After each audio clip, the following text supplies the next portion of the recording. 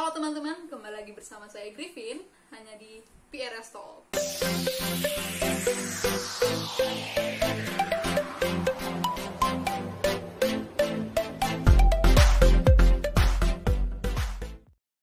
Jadi kali ini topik kita membahas public dalam public relations, yang dimana salah satu topik yang tak kalah penting untuk dipelajari oleh seorang PR dalam melakukan tanggung jawabnya di sebuah perusahaan ataupun organisasi.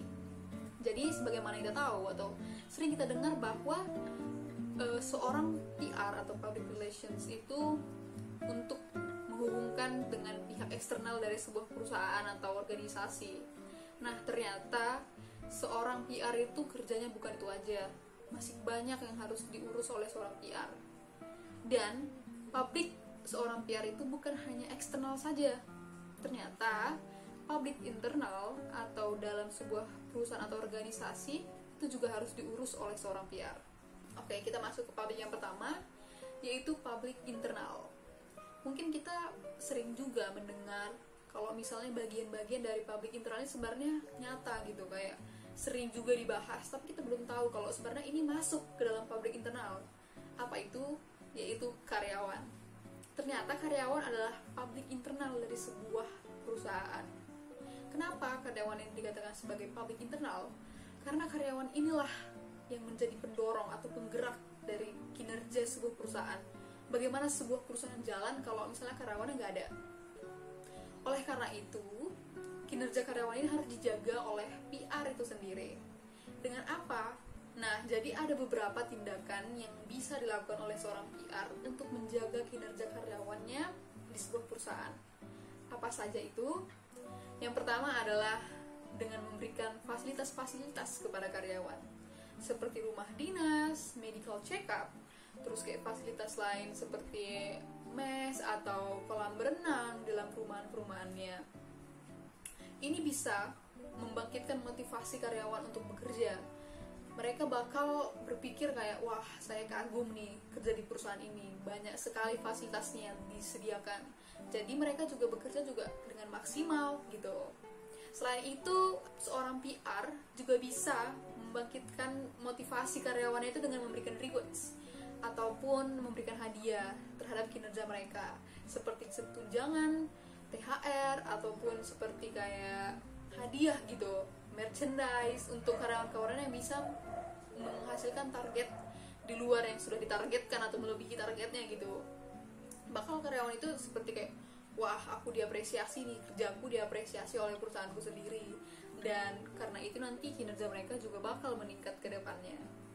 Nah, yang kedua itu ada keluarga karyawan. Kenapa keluarga karyawan ini juga termasuk ke dalam public internal?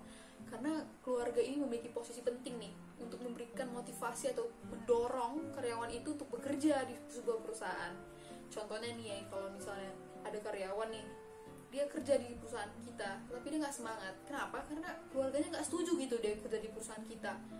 Berarti kan keluarganya ini nggak memberikan semangat gitu karyawannya.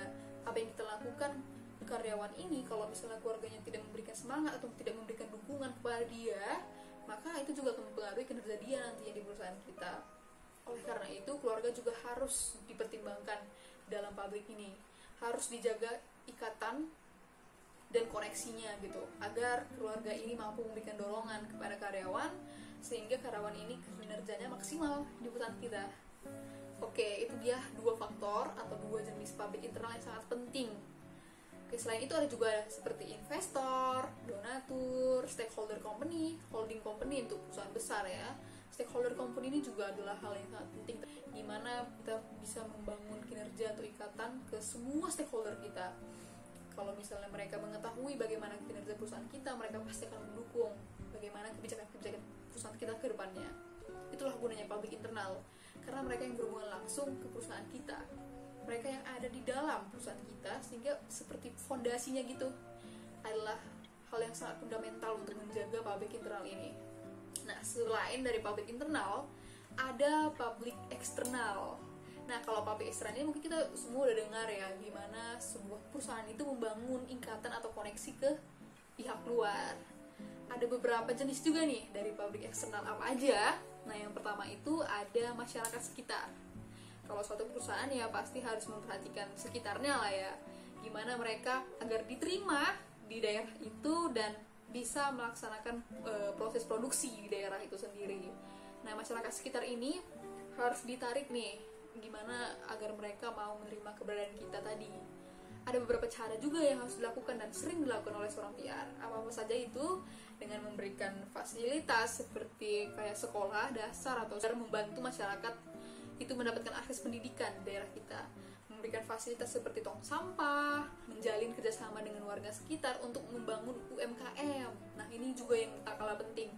Jadi masyarakat itu diajak, dirangkul untuk mau memproduksi hal-hal yang mereka bisa produksi di daerah itu, bekerja sama dengan perusahaan kita, seperti kayak memberikan modal atau memberikan peralatan agar mereka bisa mengolahnya. Produk-produk kita ini juga bakal lebih terkenal gitu. Apa yang sudah kita lakukan ke masyarakat itu juga bisa menjadi bahan pertimbangan untuk investor ataupun donatur untuk memberikan dana ke perusahaan kita nantinya, karena kita juga memperhatikan lingkungan sekitar kita. Yang terakhir ini bukan terakhir sih sebenarnya, tapi tak kalah penting juga, yaitu pers. Pers ini adalah seperti gatekeeper antara informasi yang keluar dari perusahaan kita. Mereka yang bakal mengelola apa yang harus ditampilkan ke publik gitu, publik masyarakat atau masyarakat luas tentang perusahaan kita. Oleh karena itu citra perusahaan kita itu harus dijaga di pers ini. Nah, jadi seorang PR itu perlu menjalin hubungan ke pers. Nah, pers ini kan independen nih. Mereka itu bakal selalu berpikir netral, objektif tentang perusahaan kita. Oleh karena itu citra perusahaan kita harus dijaga agar pers ini juga menampilkan berita-berita yang terbaik untuk perusahaan kita, tidak menggiring opini kepada masyarakat agar masyarakat tetap percaya ke perusahaan kita gitu.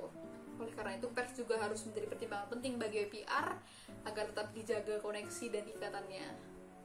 Oke, itu dia tadi materi tentang beberapa public dalam public relations yang harus dipertimbangkan dan dilihat oleh seorang PR dalam mengerjakan tugasnya sebagai seorang public relations.